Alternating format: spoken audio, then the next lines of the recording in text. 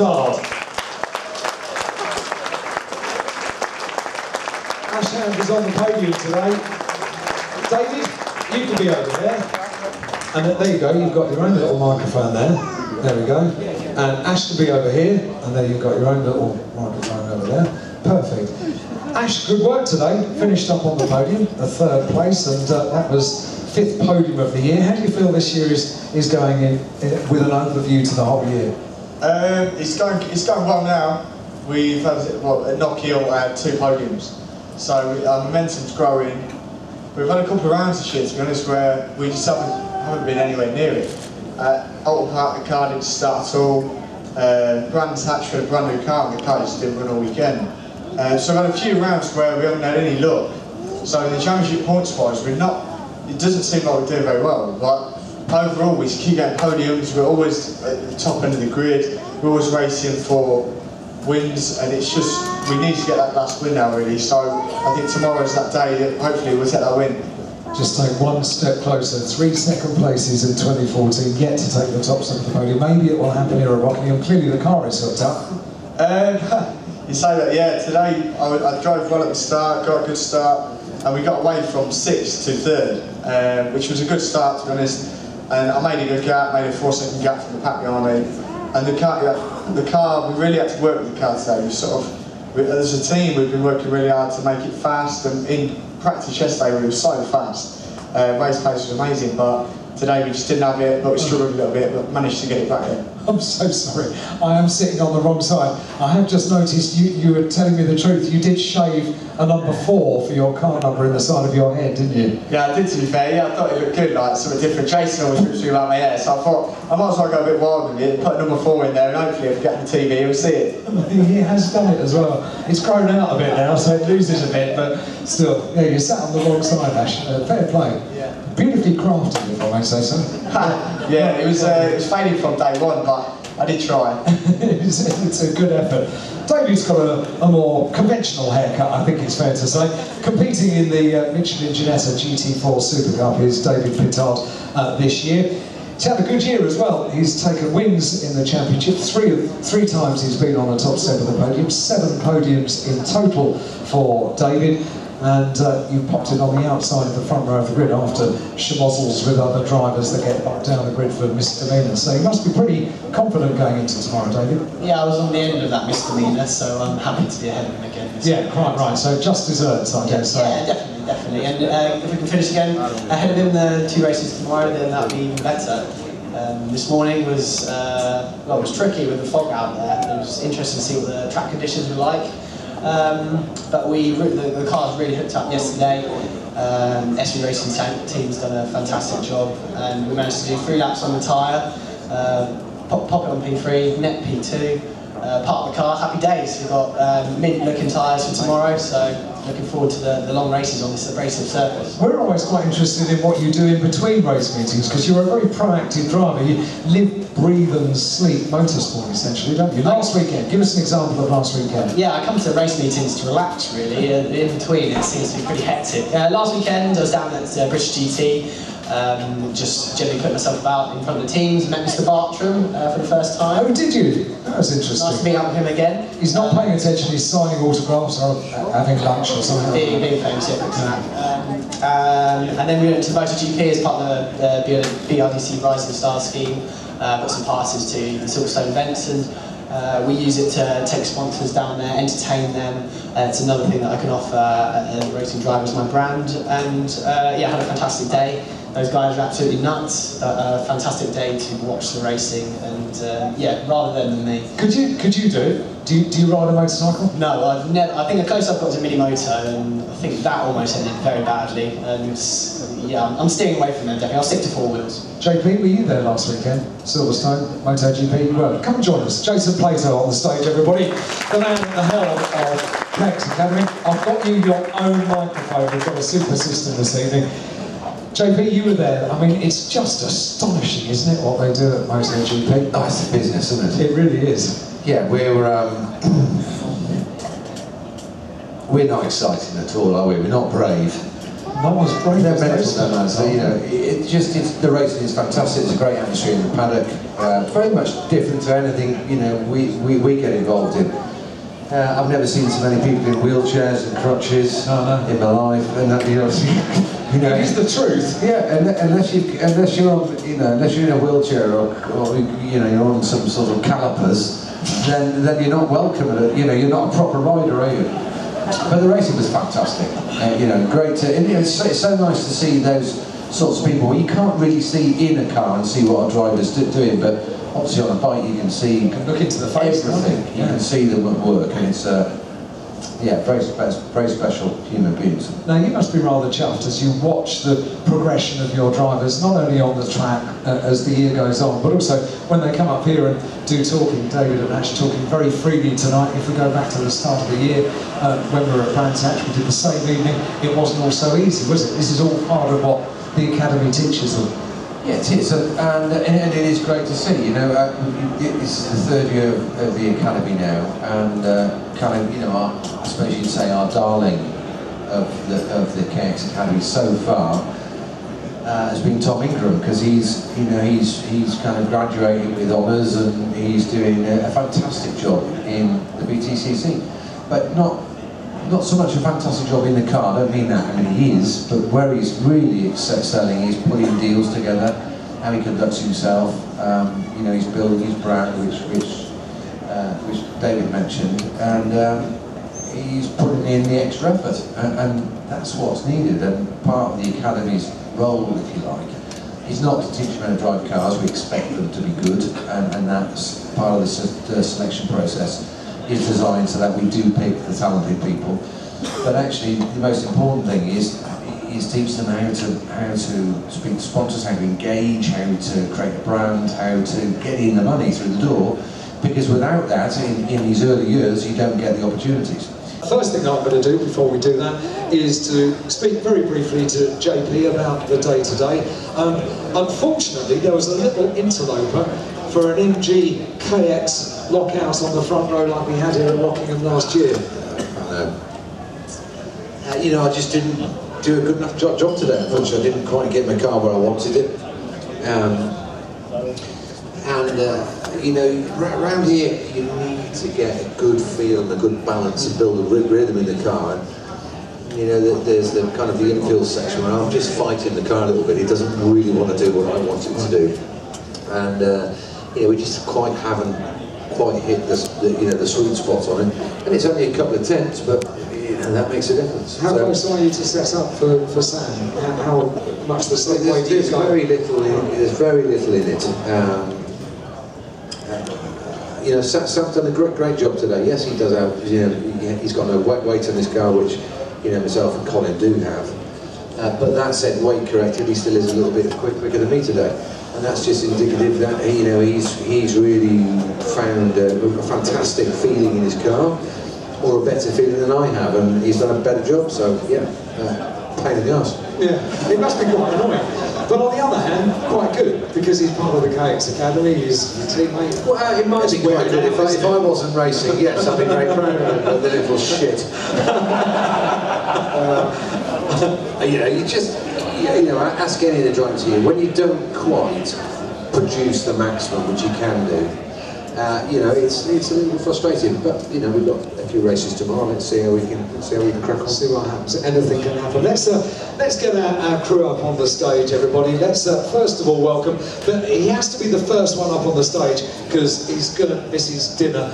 Would you please welcome the boss of Airways Racing Motor-Based Performance, David Bartrum, onto the stage, everybody. This is a rare thing to get past with, everyone. He's kept his shirt on. Why stand here, David? No, you'll be on. Mr. Thompson will take care of you, David. Thank you very much for foregoing roast chicken dinner for us. When is it? Hang on a minute. I'm worried about the dinner because if I lose weight, my clothes won't fit. No, I know. You've got to look at this frame. This takes a lot of work, a lot of eating. You know, if I ease up for one day, one pack of cornflakes, one pack of shreddies, or a chocolate bar, nothing fits. It's a relentless task. It falls off me. Yeah. What about the rumours, David, that you actually have a fridge built into your desk in your office? a fridge everywhere I go. Yeah. In the truck, in the office, in the car, in the hospitality, anywhere. The fridge in your office is actually one of the legs, isn't it? Yeah, it's quite a big fridge as well. It's quite a big fridge. As I say, keeping this frame is hard work. You do it very well. And you have a busy time. You had a great weekend last weekend in British GT as motorways performance. And, Yes, yeah, British GT with the Aston Martin side of our business. Very, very busy, very good results. We've still got Michael Caine racing. He's still alive, everybody. He's not dead.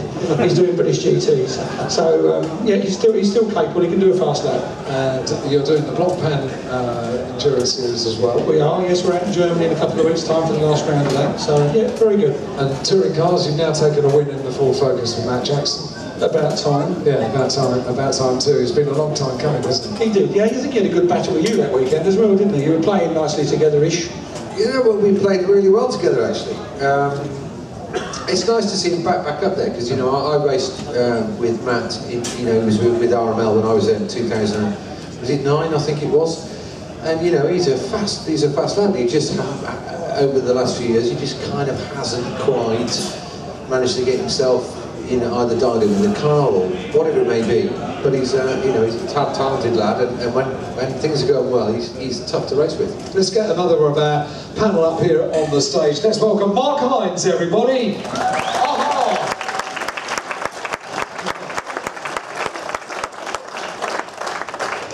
Marc Hines is a great guy. He's a huge Alan Partridge fan, which is, in my book, reason to be. Mark, you must agree, Alan Partridge looks like Stuart Parker. Yeah, he does a pretty good impression of him. I've not been to one of these events before, and having seen the last two lads up, I'm not entirely sure what I'm supposed to be doing now. You won't have to get your kids off, I promise. Humorous, engaging, and charming. There you go. That's what I always try and do in a fair. Yeah, but it's fun watching you get there, that's for sure. Marc, it's great to have you, and a best qualifying performance of the year, am I right to say that? Just have a can of KX there. Absolutely nice. Definitely an acquired taste, I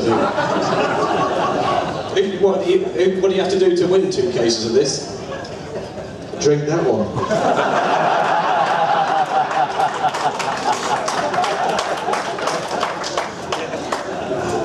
Are we going to get a straight answer about best qualifying performance of the year? Yeah, it was best starting position tomorrow. Hopefully it'll keep me out of trouble. I find it quite difficult to find the balance between how hard to push and understeering off the track. So it's quite an odd experience qualifying in this championship, because everything that I've come through has been rear-wheel drive downforce cars, and the harder you push, the quicker you go. And with this, you really have to get the balance right of aggression and driving to the grip. And slowly but surely, I'm starting to sort of get the hang of it, bring the front tyres in, and get paces coming. I still need to keep out of trouble because I end up in far too many accidents in all these races that we do each day. And yeah, slowly but surely, I think I'm getting the hang of tin top racing and becoming a tin top driver. Are you enjoying it? No, not really. It's bloody horrendous. I've been out of racing for 6 years on working for a living, and it's been a shock to the system, to be quite honest, coming back. It's firstly harder than I thought it was going to be to come back to racing and turn up to the track with a race suit rather than managing a team. A briefcase. Yeah, not quite. But, the rear-wheel drive cars versus front-wheel drive is quite a different driving experience, and combine that with 31 lunatics on track with you that seem to want to be on whatever bit of tarmac I'm on, they want to be there too, and they seem to want to drive through me every time. So it's been tough to get the hang of, but you're racing against the best touring car drivers in the world, and it's a steep learning curve, but slowly but surely working my way forward. Well, you might not be enjoying it, but we love having you around. You're a great addition to the grid this year, and hopefully lots of you agree as well. Let's get our journalists up, shall we? He is really my grandfather. Give me that mic. It's good to have you back on the panel, Tim. Thank you very much. Nice to be here. As you can see, I'm not taking part in the alcohol testing, as I'm not here in an official capacity.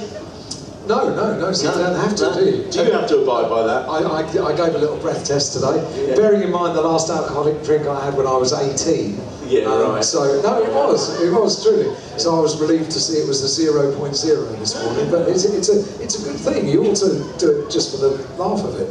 Because, well, some people decided, some people that... I find I commentate much better after a shandy. I'll be honest.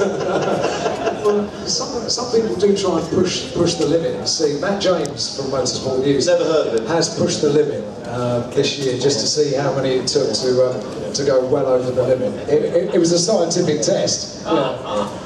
He was in a terrible state. Before we get ourselves he was in a terrible state, yeah. Can we please welcome our final journalist guest of the evening to the panel from Autosport, Scott Mitchell, up to join us. Scott, great to have you with us.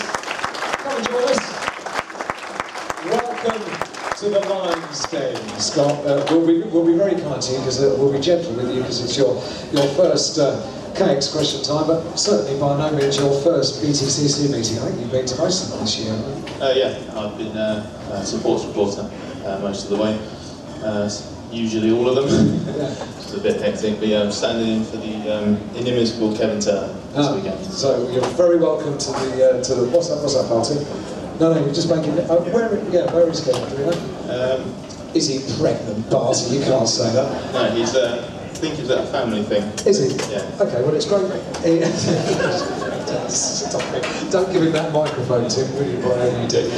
Okay, that's our panel, everybody, and now it's time for you to come up with the questions for them. Don't forget, we've got a couple of cases of KX, we've got a subscription to Motorsport News, a subscription to Autosport, a goodie bag from Dunlop, including a pair of tickets. Apart from beer and food, women... Over there. Hi there, what's your name, sir? My name's Simon. Hello, Simon. The question's really for all of them. If it was your last racing season of your life, who would you want as your teammate? There's a good question. Shall I start as I'm on the end? And I've had my last season. You can do it, Tim, yeah. Actually, I've had some fantastic teammates all the way through, from Alan Menu, Steve Soper, lots and lots of people, but my favourite teammate was actually Rickard Rydell. When we drove at Volvo together, absolutely charming, lovely guy, and really a proper team player, but just a great teammate, and we're still good friends today. So he would be my choice. Oh, that's nice. Barty, you were a driver. You're not just a team boss, you were a driver. It was a long time ago. It wasn't that long ago. It was that long ago. Dave Pinkley was my co-driver. And would you have him back? Yeah, I would actually. Would you? Yeah, Pinkley hasn't aged. I was younger, slimmer and faster. Pinkley was not younger, but he was there. He was a good teammate. We had a lot of fun together, and I ran him as a driver for my team as well. So, yeah, David Pinkley, why not? Yeah, nice choice. JP, you ready? Well, if it was my last season and I knew I could get up to mischief, it'd have to be Jimmy Thompson. I don't know if I'd get to the end of the year, to be honest, before I killed myself. It would be a hard season, wouldn't it? Yeah, it would be. Yeah. I'd say Jimmy Thompson. Out of all the drivers I've raced against, I've probably got the closest friendship with him. Actually, we just kind of hit it off when in early years, and he's got a real appetite for mischief, which is a bit of me actually. I like that. Yeah. Marc, here we go. I don't know if anybody's seen my results this year, but for my last year of racing, I've thoroughly enjoyed having JP as my teammate. Very good. I'm not going to ask you, Scott. I don't know if you've driven or whether you would have a preference, but that's probably not fair. Yeah, I've only done one car race, which was Silverstone earlier this year. Okay. But I did several years of karting, and I remember the first year I did endurance karting. That I had a teammate who was just relentlessly consistent. I could match him over qualifying or one lap in practice, but he was just doing the laps over the stints. So if I was going to translate that into cars, based on what I've heard from drivers in British GT, for example, this year, I think you'd love to have a teammate like Alexander Sims. It's just, I've heard great things about not only his obviously ability behind the wheel, but how he brings on teammates as well. You'd learn so much from someone like him. Works driver for me. Steve. Pleased to be here. I'd like to ask this particularly to Jason. If a certain person that he doesn't get on well with took over racing Honda, and asked him to race for him. That's just for the press. That's just for you guys, that make-believe we don't get on. Yeah, right. It's nonsense. Did you not see our pretend fight a few years ago outside? I remember what your father said, yeah. Good God, Barry! Good God, Get that man back! Yeah. All of a sudden he became Errol Flynn for some reason. No idea why. Sorry, what was your question? Yeah. Sorry. The question was, if Matt Neal asked you to race for him as one of his racers, would you or any of the other panel do it? Particularly you? Would I? Yes. It'd be a fucking big check. Of course, and I'd enjoy banking the check. Absolutely, you know, Matt and his dad and Barry Clayman, they run a fantastic outfit, and who wouldn't want to drive one of their cars? How brilliant does that sound? Yeah. Yeah. Does that sound right? No, it's fine. Absolutely fine. Would you go on a week's kayaking holiday in a two-man tent? Now, see, that's getting into a funny sort of area, isn't it? Do you know, I'd rather eat wasps. Would you? I would. It's not going to work, is it? Me and Matt in a tent. Possibly not. 50 grand. Oh.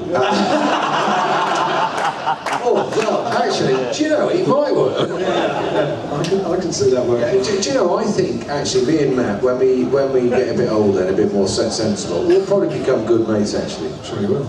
You know, when you're in the heat of the battle, and you're as competitive as Matt is and competitive as I am, then, you know, over the years, we've been kind of sparring partners.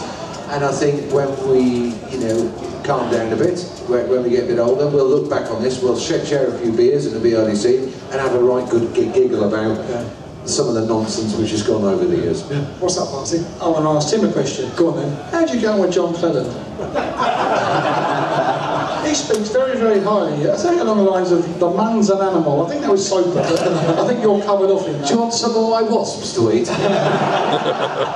Yeah, I think the same as Jason, except I don't think even when we're old and grey, we are grey now, but I don't think we'll get on and be friends then either. No. 50 grand for a kayaking week? Yeah. Okay, that's fine. Every man knows his price. Only as long as you only pay John Cleland 40 grand. Oh, that's a good deal, isn't it? Yeah, that's a good deal.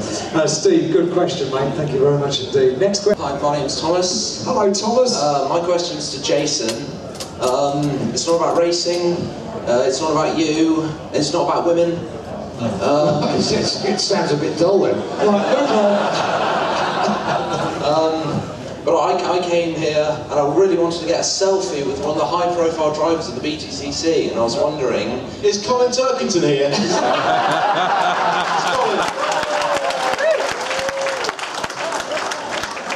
Sorry. Can I get a selfie with you, Jason? You can at the end, yeah, no problem. Thank you very much. There we go. Is that it? Marvellous. What's your name, sir? My name's Alex. Hello, Alex. And I'm a 15-year-old racing driver in the BRSCC Fiesta Junior Championship. And I was wondering, looking back on your racing careers, would there be any advice that you would give yourself looking back on your racing careers when you started? Okay, so we're advising a young driver. No, not to do it your way. It could be a long book of advice, couldn't it? I think probably I should have learned to rob a bank at an earlier age. That would have. It's a difficult one to look back and go, what would you do differently? It's a really difficult question.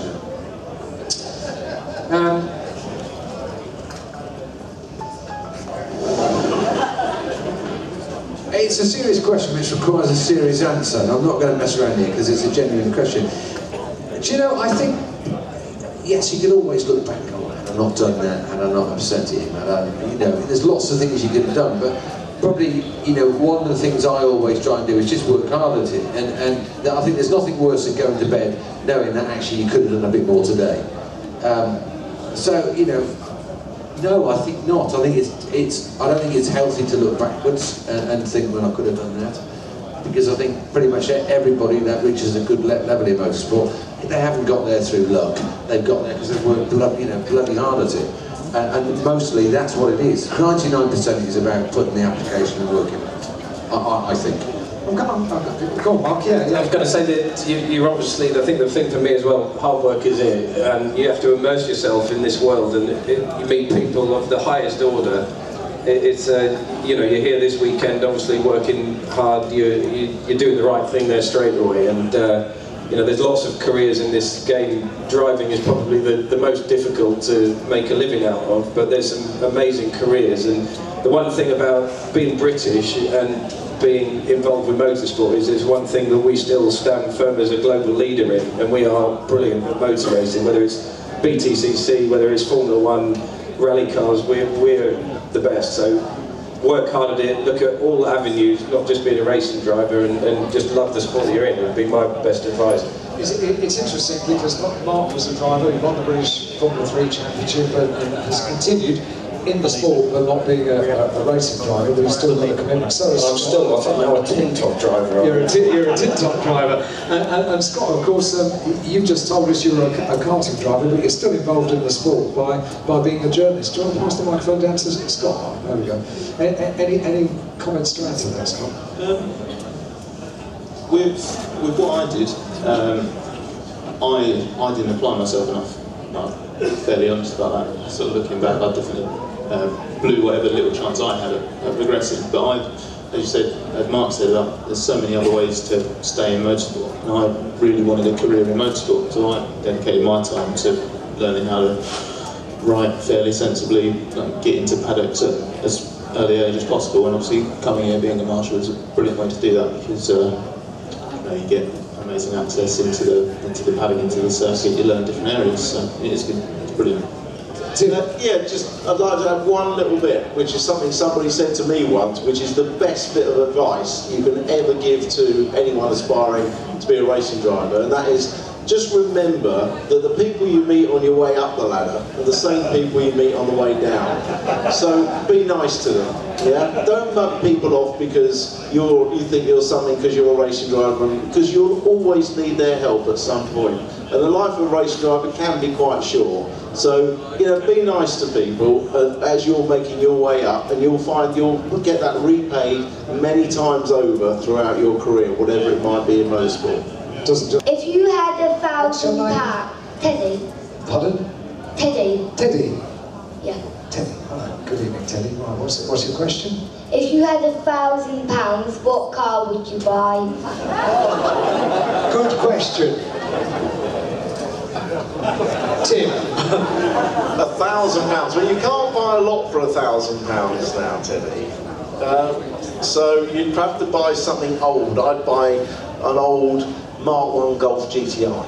Good answer. Very good answer. For £1,000 quid you get one of them. Barty, what would you buy? A little smart car. I've got a smart car. I paid £1,000 for it the other day. See? And I fitted. You can't get this smart car. He does. I'll have a bet with you.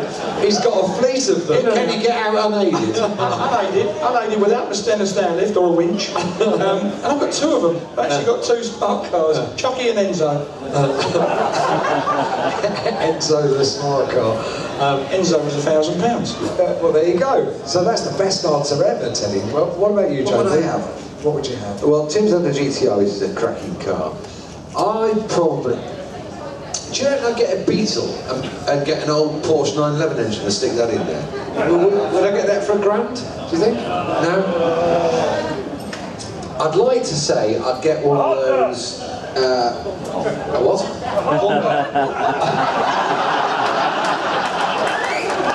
You'd get a Honda for £1,000. Especially after Matt and Gordon finished with it. Uninspiring them things, aren't they? Says the bloke.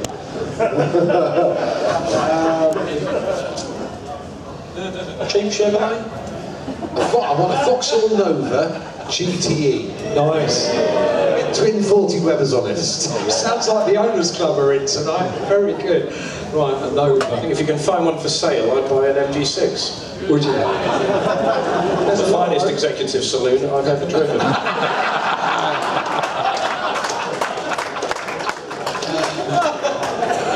I'd so love to get away with saying something like that, but obviously I can't.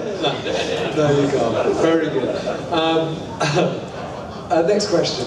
Let's have hands in the air. Good question, Teddy. Well done. Excellent. Well done. We have got, James, we've got a lady here. We've not heard from a lady yet.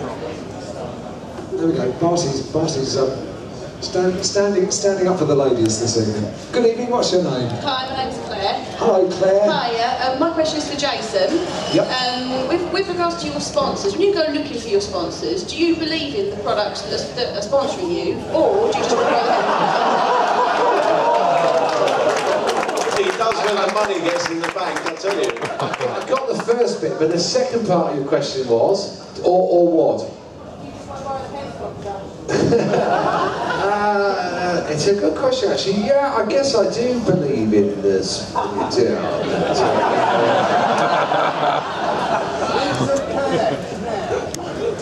Do you know, this actually is very good. And I'll tell you why it's very good. Because it tastes like some other very expensive energy drinks. And it's 89 pence a tin versus 240. And that, in my book, is great value.